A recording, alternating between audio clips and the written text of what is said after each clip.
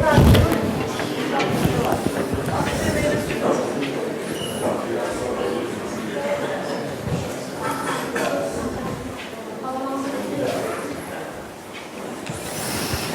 everyone, Erinç.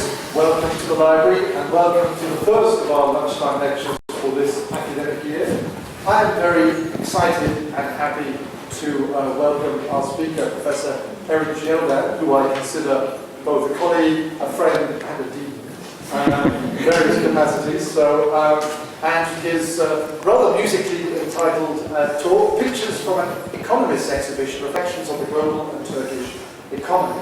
Now, Erinç Bey's online CV stretches to 30 plus pages, so I thought if I went through the whole thing, we'd be here until 4 o'clock or something. So I should try and give you a very quick summary so you know a little bit about the man that you should be listening to.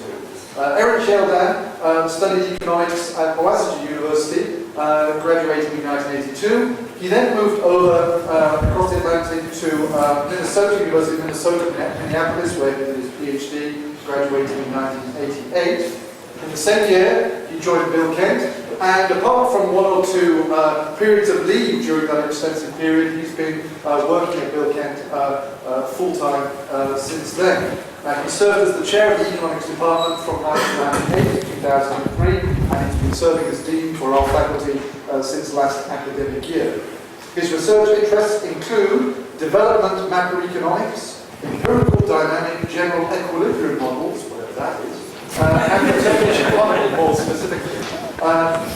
Again, his CV indicates how many publications he has, and we have a few of his more important ones exhibited upstairs. He's authored and co-authored 10 books, over 70 articles in referee journals, and many more in other periodical publications, and over 30 book chapters as well. In addition, he writes a weekly column about political economy for the Cumhuriyet newspaper, and that's for over 10 years.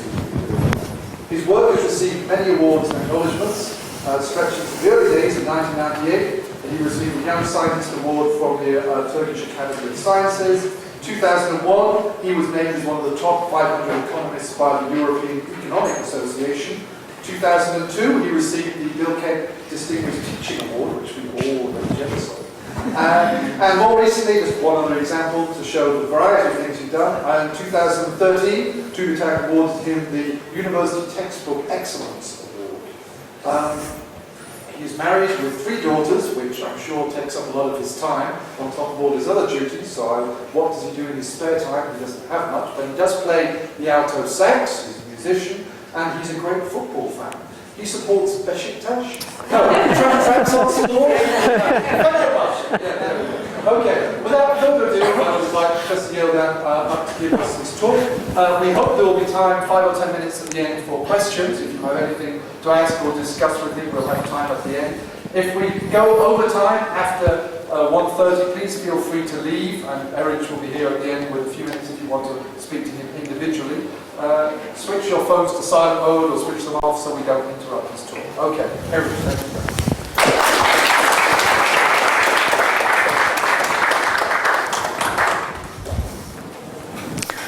Well, thank you so much, David. That was great fun. Dear colleagues, dear students, dear guests, many thanks for devoting your valuable time with us here together. It's really great joy to address colleagues at your home. And today's talk will be eclectic. I put this title not only a reason for its pictures from an exhibit, but it's they are eclectic, different observations from different topics, different parts of the world, and different parts of Turkey as well. I hope that at the end of this presentation, things will rather come to a unified end and unified message. That's what I intend to do. So if you feel like getting lost among your visit of exhibition here in the process, this will be intentional, right? Do not get into panic. All right. Well, after Bram Stoker's remark, to put you in the mood, what I have to say. For those of you who are speaking Turkish, you know that social sciences are menfi bilimler as opposed to müsbet bilimler, engineering and sciences. So I am here to address some menfi science to you. Whatever that means for the foreign guests, we'll just make it open at the end of the day today. So 1980 is a crucial year. For Turkey, definitely, the so-called 24 January reforms, the coup d'etat, what happened before and after.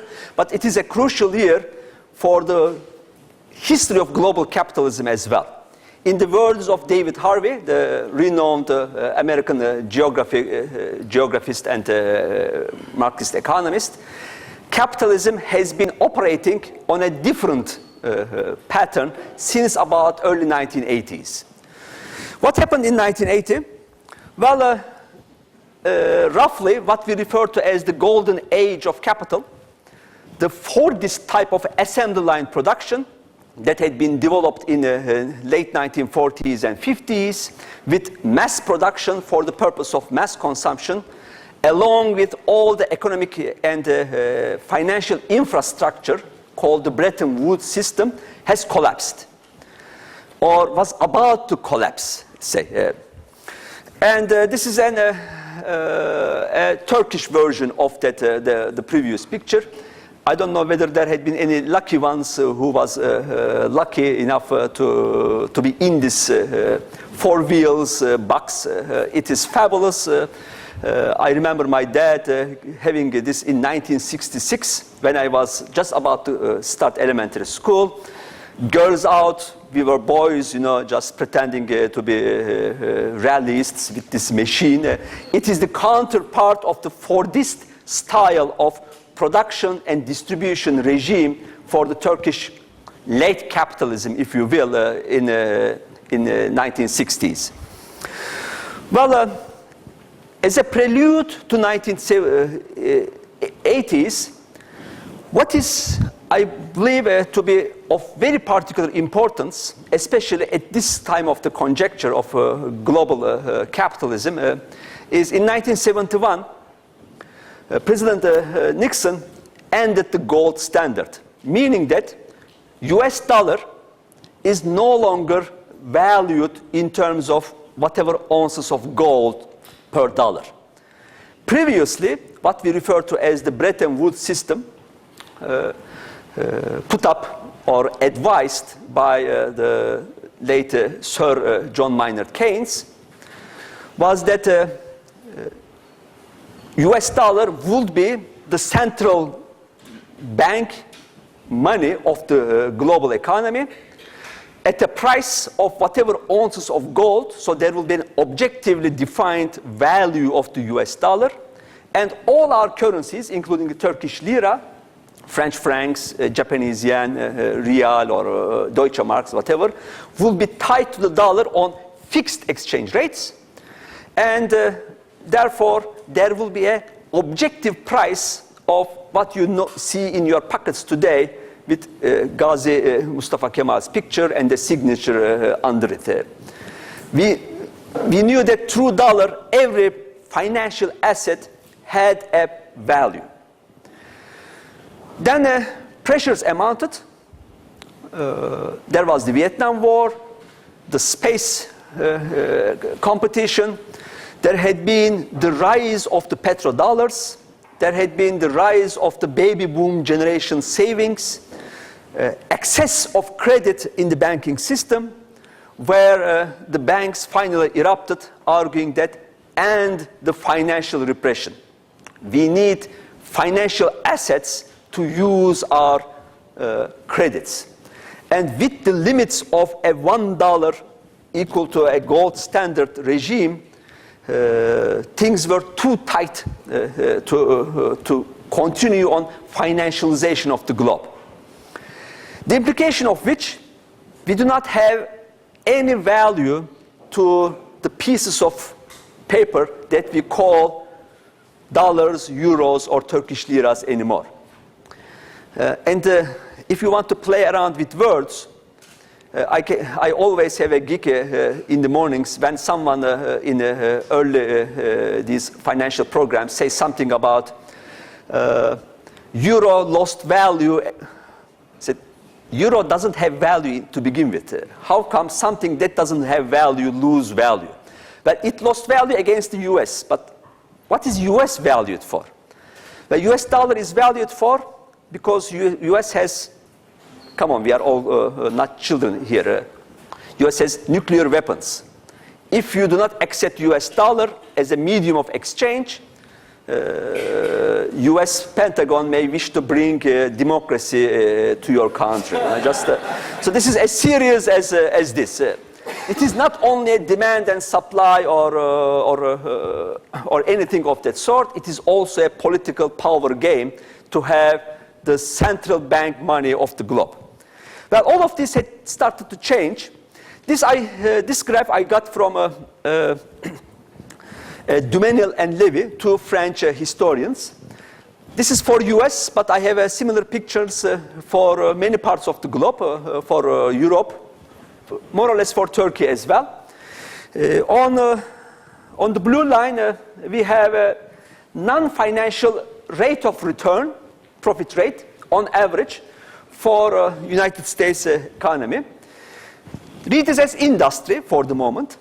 The falling rate of industrial profit was very much of a story that we teach in our development and growth courses, mostly pushed by the rise of first Japan, then Korea, and now China.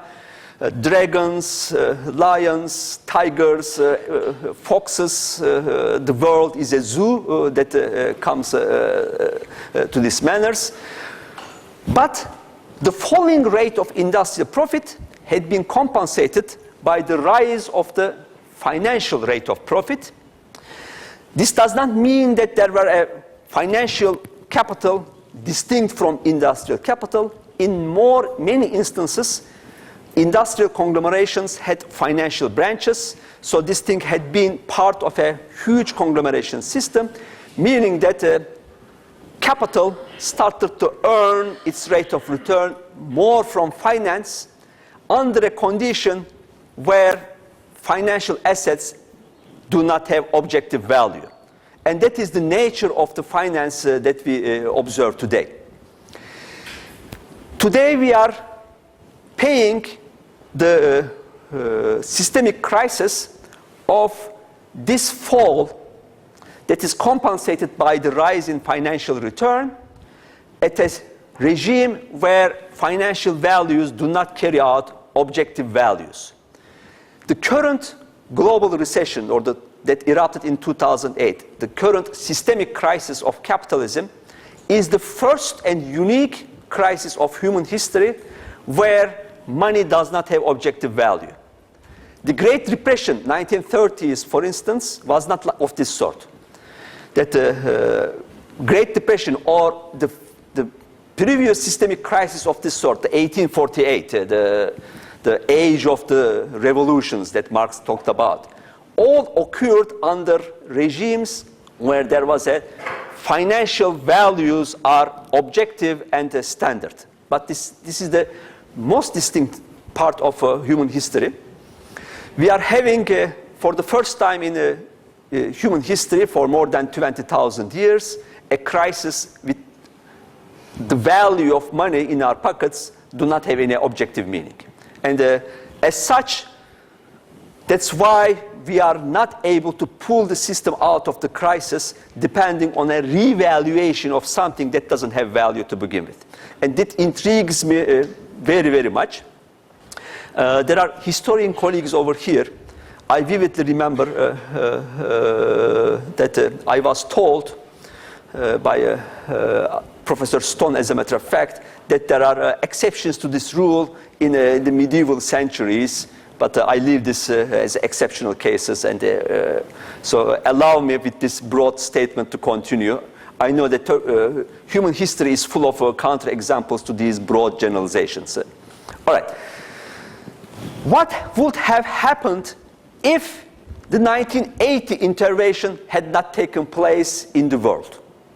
what would have happened in US if what had happened in 1980, Paul Volcker, Reagan, Contras, nuclear weapons, Star Wars episodes against the Gorbachev Soviet regime, the so-called Thatcherite intervention to the British mining strikes, Turgut Özal, coal in Germany.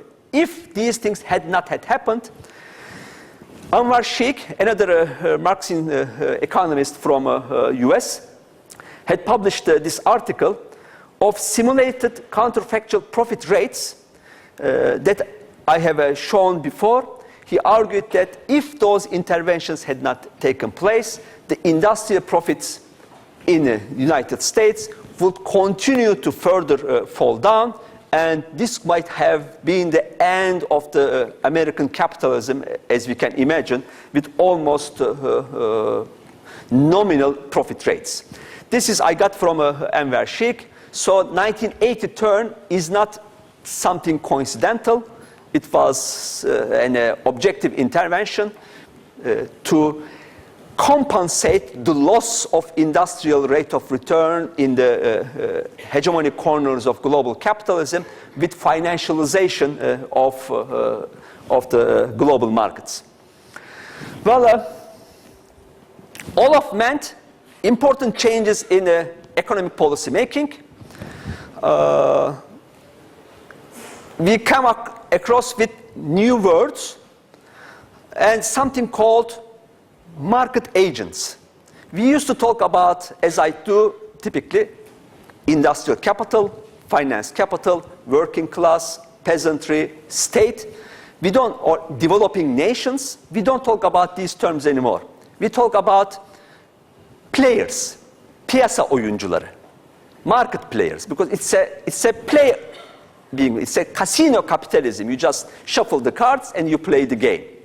And this game has its own logic. We don't talk about developing economies anymore. We talk about emerging markets.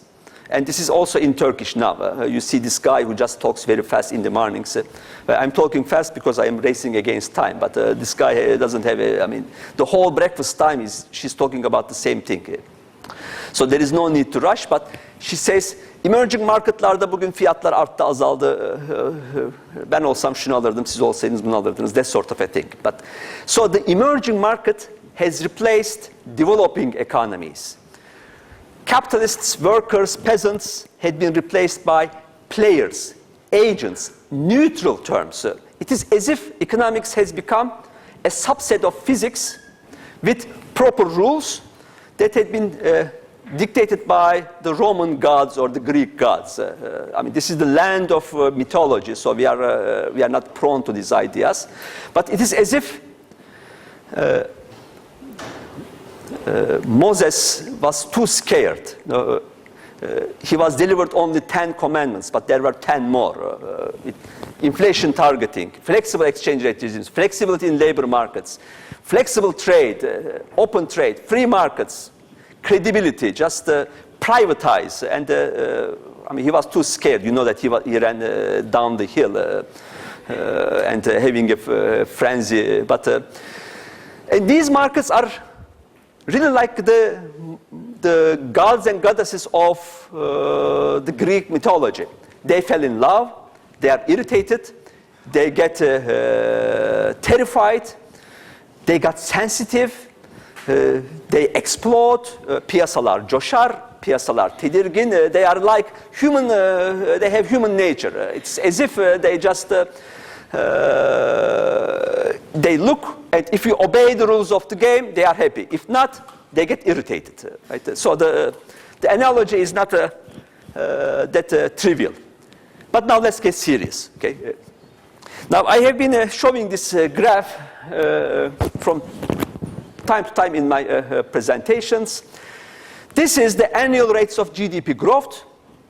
Each point is an annual rate of growth that I have taken from the old Devlet Planlama Teşkilatı, State Planning Organization, now which became a Ministry of Development, from their data set.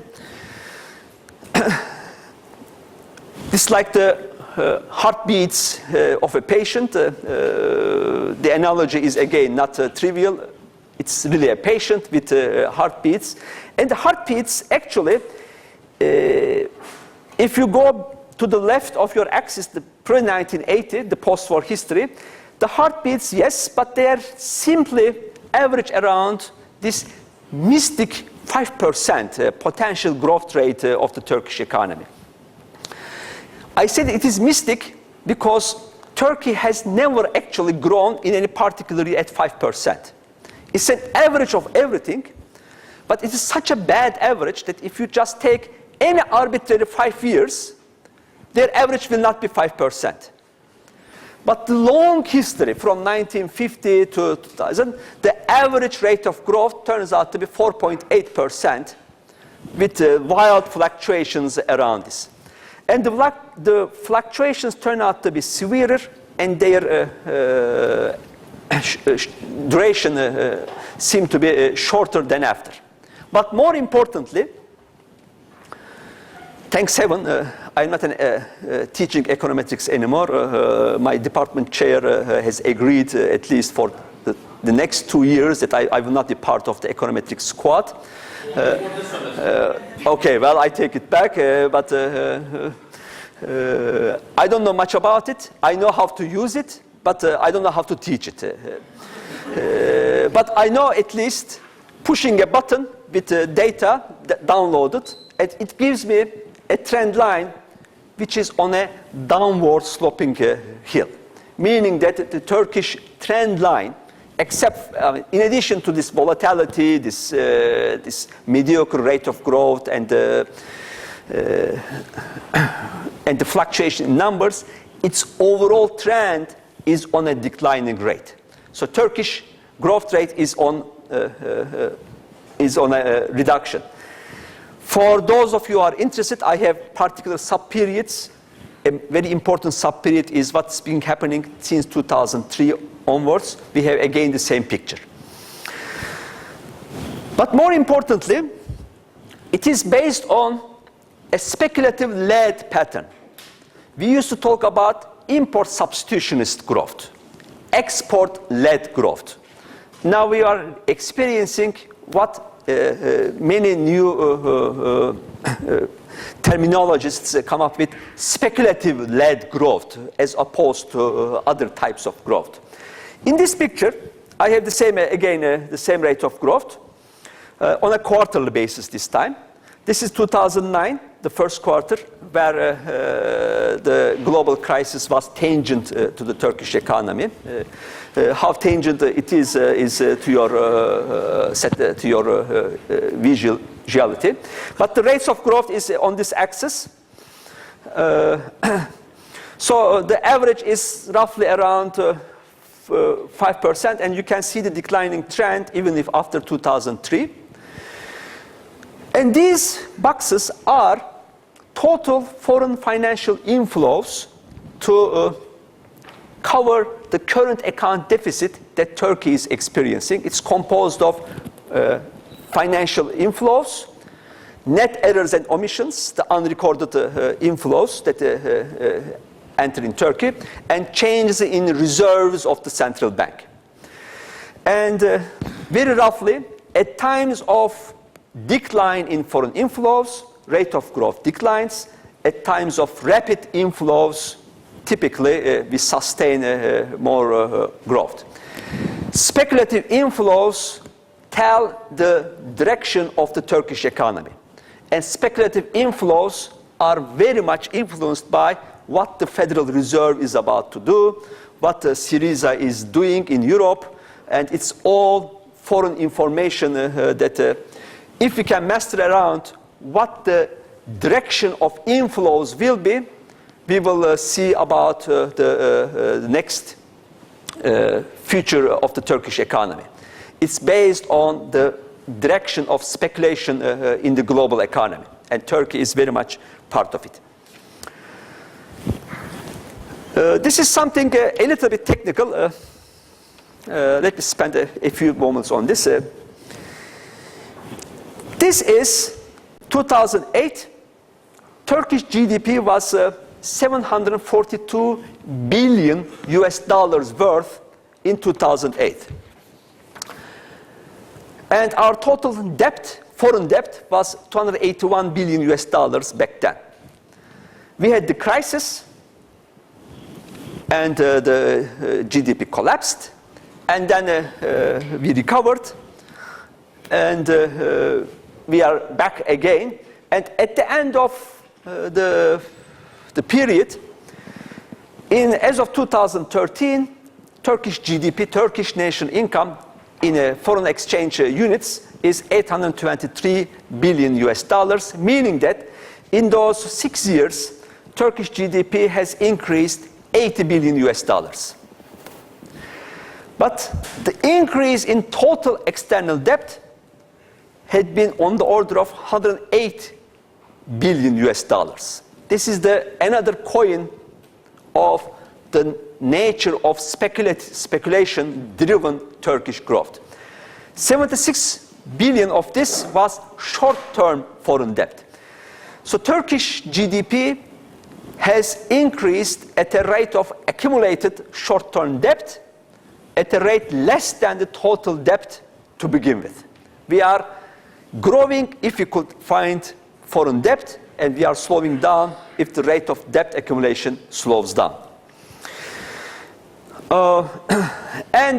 This is what we refer to as the fragility of foreign deficit. The current account deficit being the technical name for it. The fragility rises not because that current account deficit or the foreign deficit is too high. It rises because its financing is unhealthy. Its financing is mostly based on central bank reserves, speculation-driven portfolio inflows, and non-recorded errors and omissions inflows that can change their direction at every instant, and that makes its financing unhealthy and a cause for concern for most of us. So this fragility gives rise to fragility in the labor markets as well.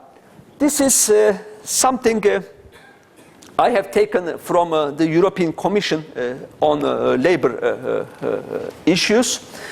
The European Commission data, all these spaghetti look-like lines refer to a country, and the countries are over here: the Euro area, Greece, Italy, Portugal, Turkey. I don't know which one is which, but for example, this thing is Hungary and Iceland. And this dotted line is our home field as well. This is the share of labor income in total income across from 1970 to the current to date. The severe decline in labor share as a result of this financialization, flexibilization, privatization, change in labor laws, the restriction of unionization activity, and the change in the production composition of the labor markets. Now, tying these together, I have been talking about Turkey, but then which Turkey are we talking about? This map, look like graph, is something that we had compiled with colleagues from the state planning organization when it was the state planning organization. Each ball gives in Turkish lira units the size of the gross regional income of Istanbul region and all other regions that is identified as the development agency unit. And there are 6 different regionalities. And if you draw a line from Zonguldak to Hatay to the west versus to the right, per capita income, per 1,000 teachers, the number of teachers per 1,000 people, the number of doctors per 1,000 people, the years of schooling are a different rule of the game. The year of schooling here is 3.5 years, dropouts from the elementary school. The years of schooling in Ankara is 6.8 years, a dropout from the middle school. And the Turkish average is 6.5 years currently. So the Turkish labor force is educated at an average of a middle school career dropout from the 6th grade onwards on average. And this average is severely differentiated across what I refer to as Belindia. Belindia is a short term of the dualistic structure of the global economy that had been developed in 1970s. It is composed of Bel of Belgium, a small unit of modern industry and modern economic activity, well-trained, modern, highly sophisticated and highly well-paid technicians, versus a mass of India, of 1970s India that is, with idle and what's referred back then as Hindu rate of growth at about 1%, 1.5%, very mediocre rate of growth. So Belindia is a characterization of these type of dualistic economies with vast idleness, with Bursa, Eskişehir, Kocaeli, Izmir, and to some extent Ankara type of regions of modernity. And this dualistic structure is being reproduced along with it. There is not much of a convergence or anything across two regionalizations. And the problems of security and all issues of political conflict are part of this story. David, how am I doing? 5 more minutes, perhaps? Yeah, it's 1:15, so you've got 5 minutes. Okay, all right. So this is the point where James Bond agrees with M here, and the time is arranged. But I live on campus. I'm an email away. I am in my office. I live up in the logements. So anytime we'll all be together anyway. But let me complete this story. Now, another thing interesting that had happened over the course of the last 15 years or so is the decline in the share of industry. The share of manufacturing industry in value added in GDP is on a falling spree from something order of 20%. Now it is less than 16%. But this is part of a global capitalism. This is not a story unique to Turkey. I have chosen any arbitrary 20 country. That's what I am doing nowadays. I give my students homeworks. There are big propositions out there. Trade liberalization brings growth. The smaller the size of the government, the more rapid is the growth, and vice versa. Just choose any 20 countries and tell me, doing some econometrics, if necessary, that this is true. If for those 20 countries this story doesn't apply, choose another set of 20 countries. That's what the World Bank and the IMF people are doing. That's their biggest criticism.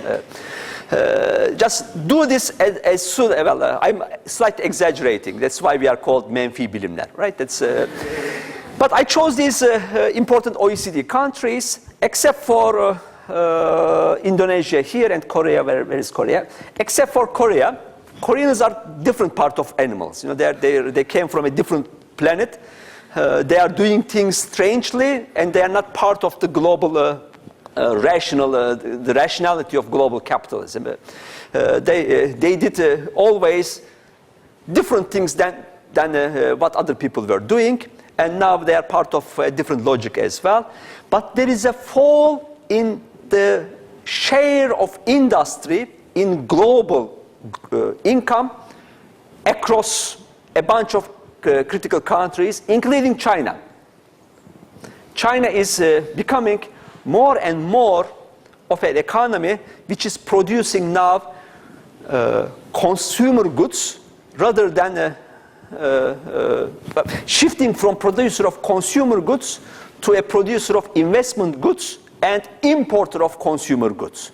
So China is also becoming a part of the global capital logic as its income level advances.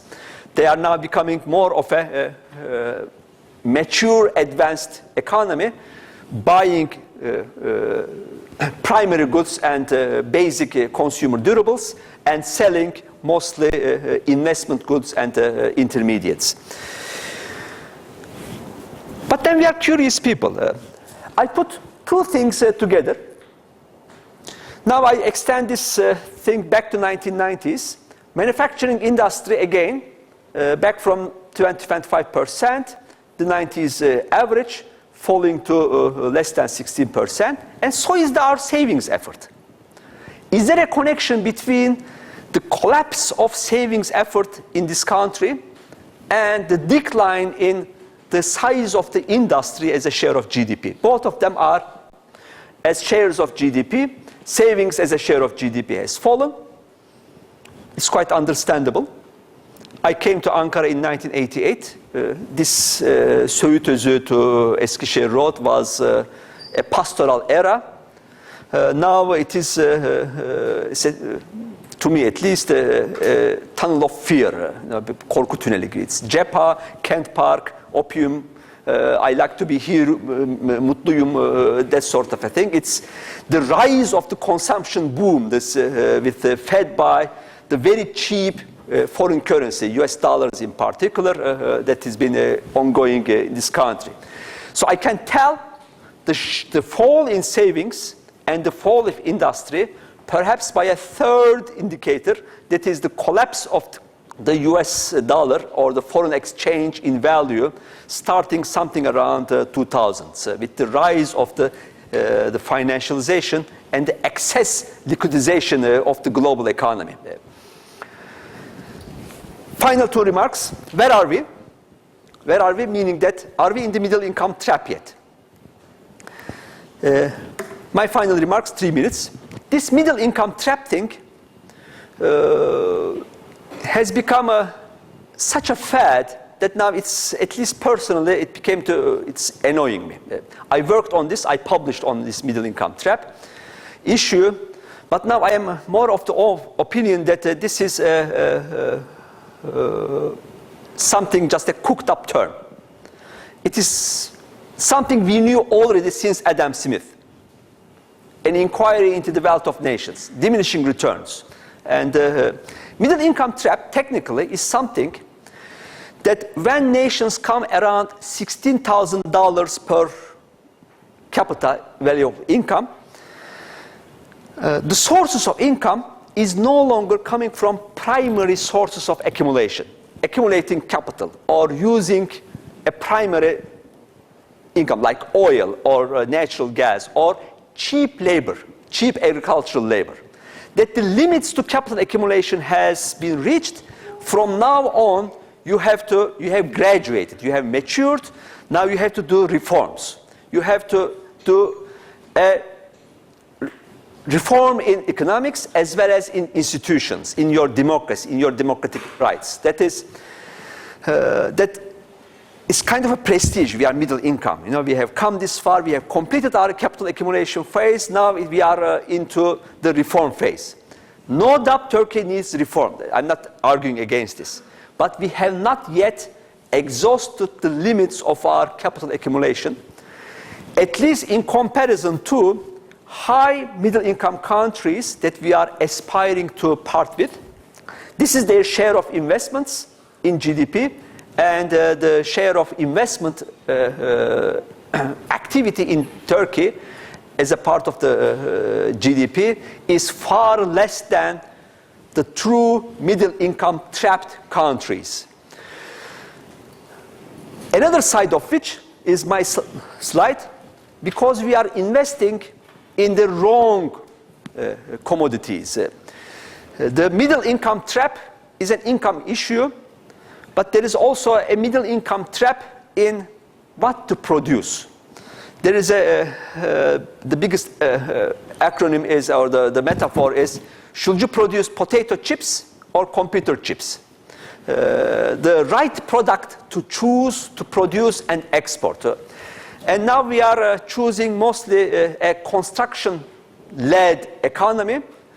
It's also witnessed in the share of construction in GDP versus an R&D and education-driven led economy.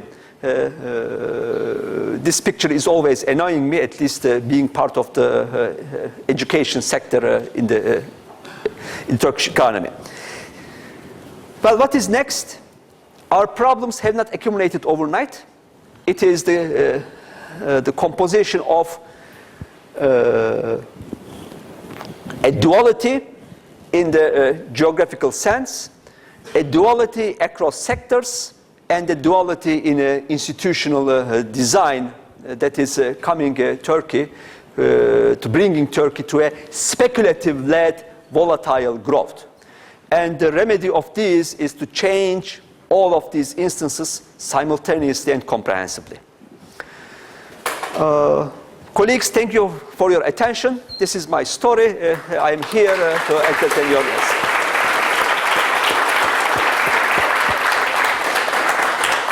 Very quickly, let me thank Professor Yeldan for his talk. We started with Dracula. He certainly gave us a lot to get our teeth into today. I speculate that there are questions. We have about 5 minutes, so if anyone would like to start with a speculatively led question, we can set the ball rolling. If you want to ask a question. Okay. Clemens, yeah. Thanks for that. Very enlightening. I want to go to a theoretical question and one more practical question. On a theoretical, your distinction that you seem to make between objective value and speculative value. I was wondering where you draw the line, because from my point of view, value is always exchange value or market value versus use value or potential commodity. So the kind of fictitious commodity is always fictitious. So where do you draw the line when it became less objective?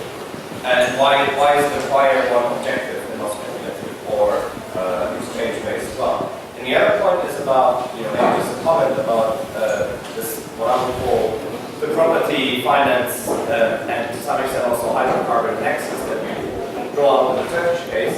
I think it's quite a common one actually that you have in countries like China as well, where you have a lot of investment into the property sector, basically recycling of money there. But that, to my mind, actually does have a strong connection to what you mentioned, the political situation.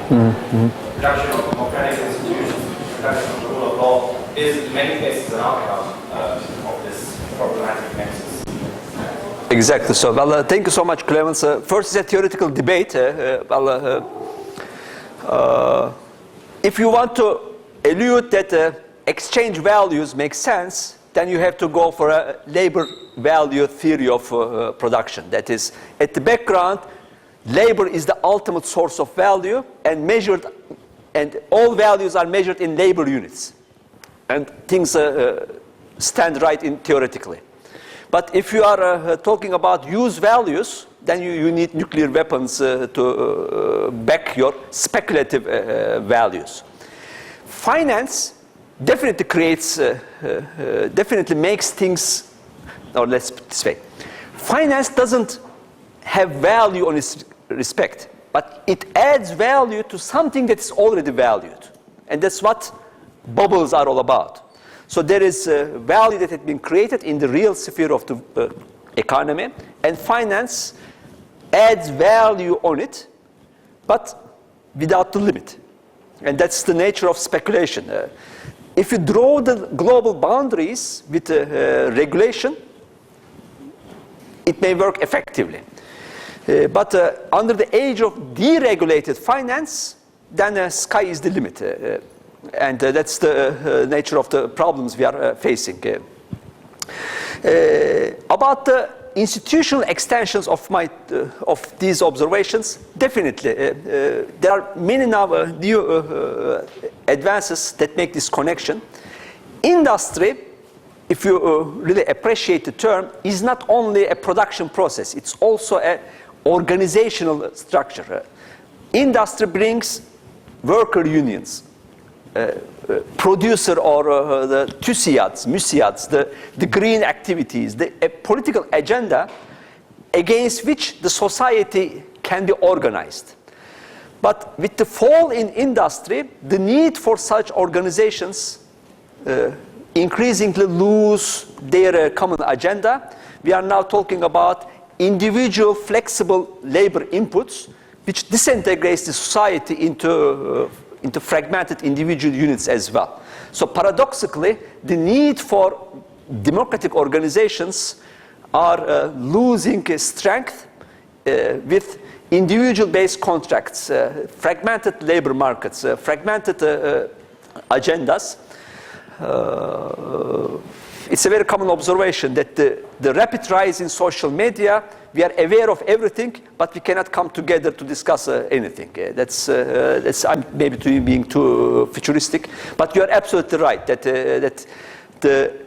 the rise of the democracy deficit, that's Danny Rodriguez's term, has been associated with the collapse of the industrials or the industrial society around the globe as well.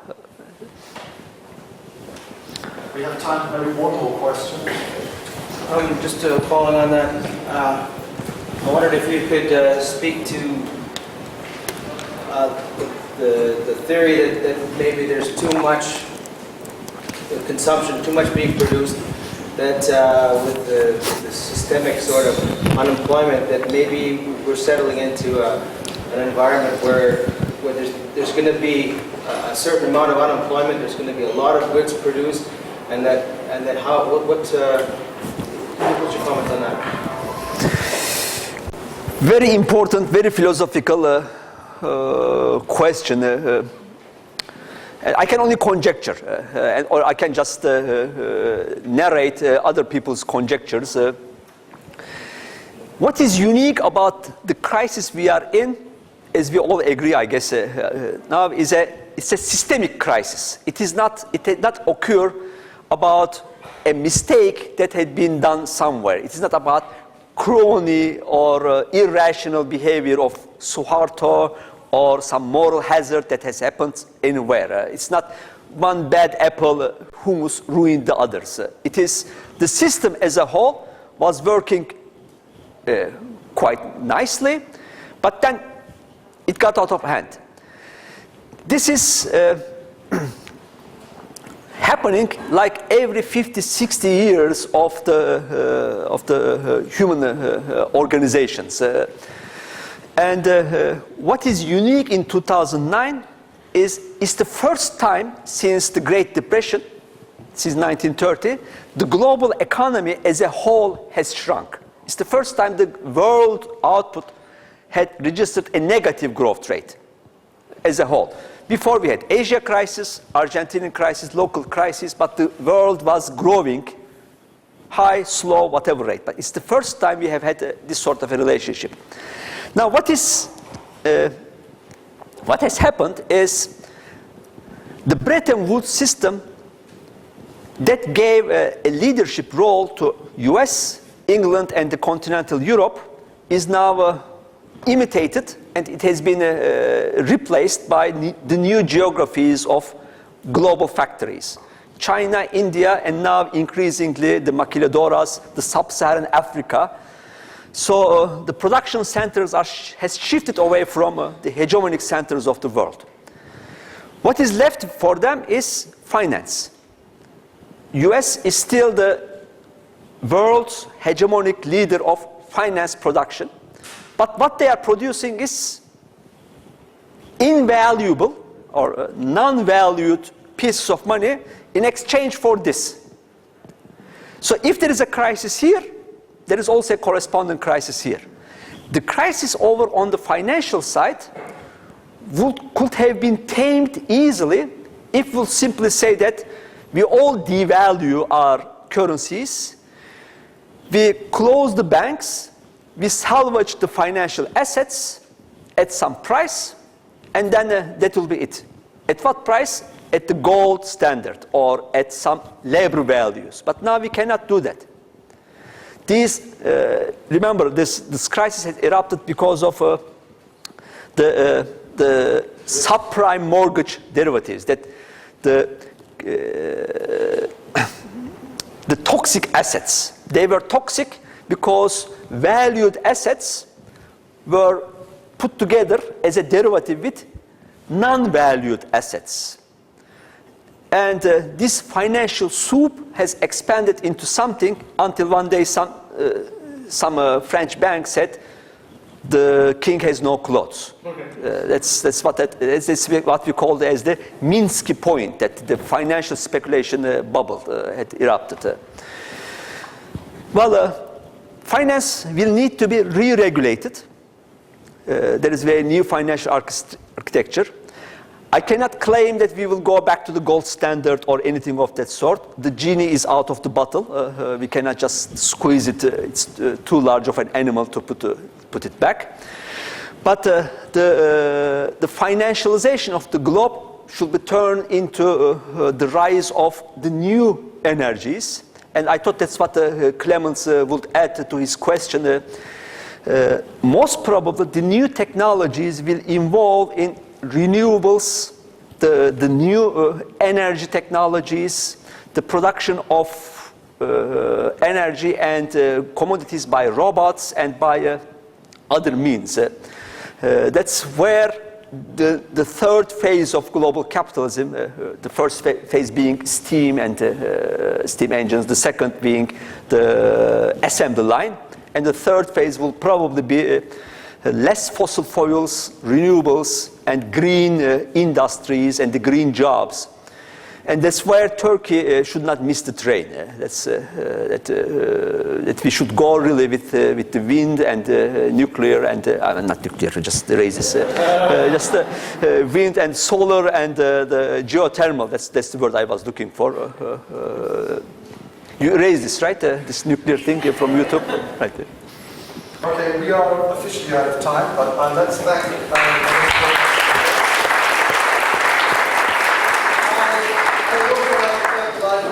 some of them over there who worked very hard to prepare these talks, and I'd like to inform you that on the 19th of November, which is a Thursday, we'll have our next lunchtime lecture. Arman Fathish Khan and Margaret Sands from Education, and Sula Salman from this will be talking about international baccalaureate and other aspects of education. Thank you all very much. I think they could have carried on. We could have been here for another few hours. Thank you.